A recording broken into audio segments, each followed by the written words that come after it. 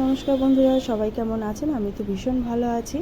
তো দেখতে পাচ্ছেন সকাল সকাল ঘুম থেকে উঠেই চলে এসেছি রান্নাঘরে।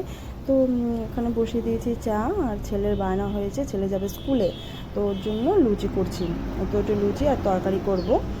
তো লুচিটা করে নিয়ে তারপরে যাব ওকে রেডি করতে। তো একটু চিমনিটা চালিয়ে নিলাম। তো তেল দেওয়া আছে যেহেতু কড়াইতে, তো একটু তেল যেহেতু পড়ছে তো চিমনিটা একটু চালিয়ে নিয়েছি। তো বেশি লুচি করিনি, ওর জন্য টিফিনের জন্য অন্তত 4টে করেছি। তো তারপরে যাব টিফিনটা রেডি করে দিয়ে তারপরে যাব অরিত্রকে ঘুম থেকে তুলে ওকে রেডি করব। তো টিফিনটা ততক্ষণ রেডি হয়ে যাক।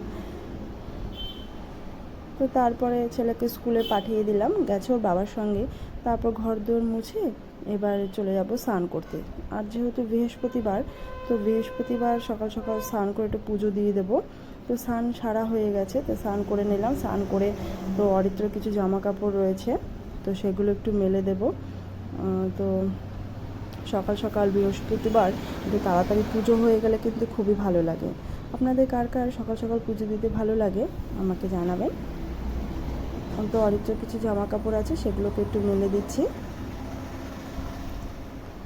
তো এরপরে পুজো দিয়ে তারপরে যাব ছেলেকে আবার আনতে। তো জামা কাপড়গুলো সব মেলে দিচ্ছি।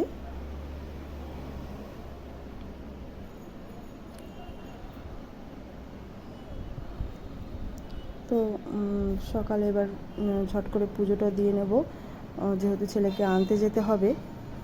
তো দেখো এখানে সমস্ত পুজোর সরঞ্জাম রেডি হয়ে গেছে।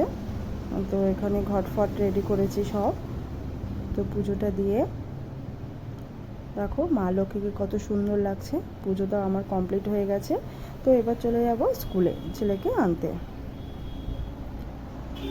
তো স্কুল থেকে অরিত্র চলে এসে ওকে স্নান করিয়ে দিয়েছি। এবার